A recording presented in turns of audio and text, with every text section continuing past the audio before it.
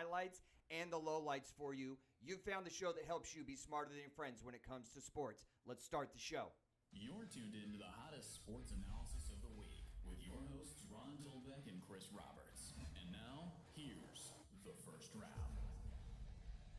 Thursday night, you're in the first round. It's Zach, Ron, Chris, and you. We're talking about the first 4 weeks in the NFL, the biggest highlights that we've seen, and some of the lowlights.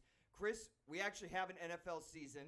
We're getting games postponed, and there have been a lot of highlights, but I think there's been a lot of humorous lowlights so far also. Yes, it has. It's been a lot of them, especially y'all cowgirl fans out there. Yes, we don't want to make it too bad. We don't want to hint about it too much right now. Starting off with the highlights so far, 25% of the way through the season. And one of my highlights and positives in the NFL right now, beyond just getting NFL going. I mean, we have to give him a round of applause. As much as Rodgers likes to try and screw stuff up, they actually are playing games. Right. Some places are actually going to have fans. But the biggest positive so far that I've gotten in a takeaway from the NFL has to be the Seattle Seahawks. 4-0, my NFL MVP, Russell Wilson at quarterback, one of the top 10 coaches in the last 20 years in the NFL, Pete Carroll, DK Metcalf at wide receiver, emerging, not fumbling. Now, he had that little bit of a flub last week running into the end zone and not holding on to the ball all the way. But I think he's light years ahead of where he was last year in his rookie year. Tyler Lockett, awesome job at wide receiver. This is my concern if I have to have a concern with Seattle, and we're talking about the NFL positives right now. But Chris Carson and Carlos Hyde in the running game with Seattle, they've got to take it to another notch if they're going to win a Super Bowl. But right now, DK Metcalf, 403 yards receiving. Here's the interesting stat. He's got 400 yards receiving, 116 of those, 25% of those are yards after the catch. That means he's fighting for those extra yards. I like that. Tyler Lockett, 26 receptions, 4 touchdowns. And Russell Wilson, I think his numbers speak for himself. He's got to be the MVP right now. Yeah. And they don't have the Legion of Boom there anymore. Nope. They're doing it with smoke and mirrors on defense. I think you got to give a lot of credit to Pete Carroll. And for one of the NFL teams that relies on that 12th man so much, I mean, they have it posted all over the stadium there in Seattle, to not have the 12th man be undefeated. And it's not like they're running over, all the retreads in the NFL. They beat a really good New England team. Right. It's not like they're beating up on the also-rans. Seattle is one of my major positives so far in the NFL. Yeah, Seattle's one of my positive takes in there, too. My positive takes actually is going to be these younger quarterbacks. I mean, we're starting to see the emergence of the young guys, the young guns that's coming up. We had the emergence. We had Joe Burrow coming up now. We have Justin Herbert, who, was projected to be a first rounder, in his junior year, and he decided to stay in Oregon, and, and he's now playing with the Chargers now. He's doing really well. And also Josh Allen. Last year, that guy was known for scrambling and running the ball. You'd think he was like the second coming of Michael Vick. But the fact that Josh Allen has now decided to step his game up in the passing game, it's going to pay dividends for the Buffalo Bills this year. Chargers just named Justin Herbert permanent starting quarterback for the Los Angeles Chargers. And let's talk about Joe Burrow, because I think he is exceeding the expectations. Yes. He's a rookie. You can't name 5 other players that are on the offense that are worth spit. Maybe Joe Mixon is a C-plus running back. A.J. Green is in the twilight of his career. The best years are in the rearview mirror. So I actually haven't even gotten to see a lot of him. I've looked at it over the stats, but I haven't gotten the optics on it. I think he's in a standout position right now, especially being a rookie. You talk about, when you talk to rookies, what's the first thing they always bring up but the difference between college and the NFL? The speed of the game. Speed of the game. Yeah. And he's already up to speed with it. Yeah, I think Joe Burrow is one of the positives. I mean, yes, you go back and you look at some of his stats this year. I mean, he's already thrown for over 1,000 yards. He's already thrown for 9 touchdowns, and I mean his touchdown to interception ratio is not that bad either. And so you look at his stats this year. I mean, it's a rookie year. He has, like you said, an older A.J. Green. He has T. Higgins. And, I believe once they get their timing together, right, and once they learn the playbook together, you're going to have a dynamic duo of Joe Burrow and T. Higgins. Yeah, they get an offensive line around him and maybe a solid running back.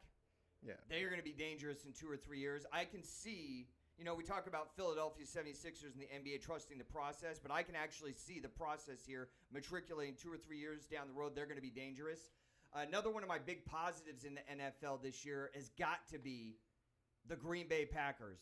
This guy right here, Aaron Rodgers, is having an absolute rising like a phoenix out of the dust type of season. Not that he ever fell off and we were starting to write the book on him, but somebody in the front office was writing the book because they drafted Jordan Love out of Utah as his heir apparent. And everybody that's following the NFL right now is like, Jordan Love who? I mean, they are blowing it up. 4-0, undefeated on the season. I know they're in a mediocre division. It's not the NFC East, but it's also not a powerhouse division. They've scored 152 points. That's 35 more points than Kansas City, who everybody thinks has the highest octane offense in the NFL. I don't think so. They're number one. Point differential, plus 51 4 games through the season. That's impressive. Aaron Rodgers, QBR, 93.2. I like that. 13 touchdowns, 0 interceptions. You might want to tear up that AARP card in the reservations to the old folks home because this guy is still doing it. Over 1,200 yards just in 4 games. And how about a guy that's really emerged this year for them and they needed him to? Running back Aaron Rodgers. He's averaging almost 6 yards a carry. Already has 4 touchdowns on the year. I think their defense is solid. They're top 15, number 1 in offense. Green Bay's got to be one of my positives in the NFL so far, 25% away through the season. Yeah, I'm looking at Aaron Rodgers, and I mean, to me, I'm a big movie buff, so I'm going to throw a movie out there that he reminds me of. Aaron Rodgers reminds me of watching that movie Seabiscuit with the horse. And it's like this horse was coming around the bend, and every time this horse sees somebody in his peripheral, he takes off and he leaves them like 4 or 5 links. And so, Aaron Rodgers is the type of quarterback that's doing that this season. You bring in Jordan Love for what? Aaron Rodgers is an all-time great. He's an insurance policy at this point. Pretty much. Jordan Love he's third string. Pretty much. He's not even second string. I mean, yes, and you look what Aaron Rodgers is doing it, who he's doing it with. I mean, yeah. He has only one good receiver. You have Aaron Lazard, who's actually out on injured reserve right now, and a running back. So really you're looking at what they have on the offensive side for Aaron Rodgers. What he's doing is I don't know where to put it. I mean, otherworldly. Otherworldly, yes. Otherworldly. Those are my big positives. Let's flip the script and look at some of the lowlights so far in the NFL. I'm going to start with the Dallas Cowgirls. Yeah. Every single year, they go out, and what does Jerry like to do? He likes to draft 2 things, speed and offense. Yep. Now, they got Vander Esch last year in the first round from Boise State. He's hurt. But think about this. Think about all the talent they have. You're talking about a top 5 offensive line, a top 15 quarterback, a top 5 running back, and you got good wide receivers out there. Amari Cooper, Gallup. On offense, CeeDee Lamb is a great emerging rookie. He had a good game against Cleveland last week. They have so much on offense, and then you talk about the defense, and it goes the other way. When you talk about Dallas fans, Jason Garrett was the problem. Now we have Mike McCarthy. We're going to the Super Bowl. What did I say? For the last, 3 or 4 years I've been saying, they're not going to win until what, Chris? Jerry leaves the booth. Yeah, until Jerry lets them out of his cold, dead hand, they're not going to win because he hires people that are more than competent. You talk about Wade Phillips, one of the best defensive minds in the NFL. You talk about Bill Parcells, Jimmy Johnson, guys that win. You put people that are competent in a position of authority and let them do their job. And the second part of that, he doesn't do. He doesn't let them do their job. He has to be down in the tunnel talking to the press immediately after the game. He has to be the GM. He's got to be the CFO. He has to be the president. He has to be there on draft day making all the calls. Find a GM. Let him do his job. Find the guy that deals with the press, let him do his job. Hire an offensive coordinator, let him do his job. For all the talent that they have there, top 5 offensive line, top 5 running back, top 15. I'm going to put Dak in the top 15 as quarterbacks. He's not in the top 10. good wide receiving crew. You know what all that equals? Terrible. Terrible. The only reason they even have a win on the season is because Atlanta had an absolute meltdown in their game against them in the second half. And they recovered a miraculous Hail Mary touching the hand of God onside kick, which was the most incompetent thing I've seen in the NFL this season from Atlanta. If those two things don't happen, you're looking at 0-4 with a team that has a great offensive line, great running back, decent quarterback, and a good wide receiving core, and a brand new coach who's supposed to take you to the next level. You're looking at 0-4. Right now, they're 1-3, and this is what's really such a carnival of insanity with Dallas, as I've said for last year. You're in the weakest division in the NFL, Chris. Yes, they are. And, I look at Dallas and, I figure them out. What is really going on? To me, Dallas kind of reminds me of going back, looking at that old clip of the Sorcerer Wars where you have Suge Knight on the stage talking about, if you want to win, you don't want to have this person in the video, a la Jerry Jones. Jerry he's always finding his way to get into the picture. And to me, in order for Dallas to win, Jerry just has to step back and be an owner. That's never going to happen. And that's the only way it's going to happen. He has to step back and be an owner. Yeah, and I was just going to add to y'all's points. Defenses also win championships, and Dallas has, I think, the second to worst defense in the league right now. They're giving up over 35 points a game. So you can have a great offense, but if you don't have a defense that can't stop anybody, you're not going to win anything. Absolute Swiss cheese defense for Dallas. I think they're giving up over 35 points a game. It's bad. But you ask yourself, Ron, we're talking about the highlights of the NFL through week 4 and the lowlights. How could it get lower than the Dallas Cowboys? And I have the answer for you. It's called the New York Jets. Jets, Jets.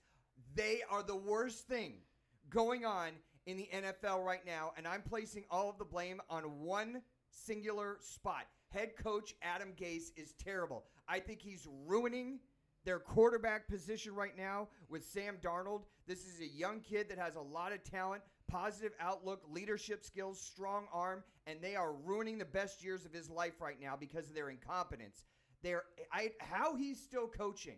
We talked about, I've said for over a year, Bill O'Brien needed to get fired. It finally happened this week. How Adam Gase is still a head coach in the NFL is absolutely beyond me. Their point differential is minus 66 through 4 games. Le'Veon Bell has not panned out. You're ruining Sam Darnold. You're negative 66 in point differential only through 4 games. And here's the thing. If you're a Jets fan, you got to ask yourself, where are you getting a win this year? They're already 0-4. Next week, they're going to be underdogs playing Arizona at home. That's a very probable loss. But then they go on the road to the Bolts. That's a loss. Bills, they're not winning that one. They go on the road to Kansas City.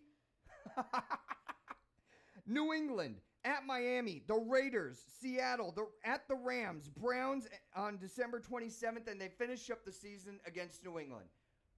Where are you getting a win? One win! Well, I could have said the Cleveland Kardashians, but this is looking to be a new team, so I don't know. They're not getting a win. They've got to be my second worst story in the NFL. Did you have another one, Chris? Yes, I do. You said the worst. My team finds a way to lose games every week. We're talking about the Atlanta Falcons. We're talking about a team that. Wait, Atlanta is better than the Jets. They're better than the Jets. Ryan, they find a way to. I've never seen a team who finds a way to lose a game. You're up by 20 points, and a team comes back and beats you. I don't get it. That onside kick showed just how incompetent they were. How do you screw up an onside kick? All you have to do is jump on the ball. The game is over. I know. Dallas against Atlanta 2 weeks ago, that was the game that someone had to win. That's the only reason Dallas even has a win. Those are our highlights 25% of the way through the season. We're in week 4. There's a lot left to go, obviously. These stories will change. Leave a comment on what you think in our comment board, or better yet, you can get a hold of us here at the First Round, RD at gmail.com. Follow us on Twitter. Subscribe now and hit the notification button. Join us here every single Thursday night for new posts. Until the next time, take care of yourselves, everybody.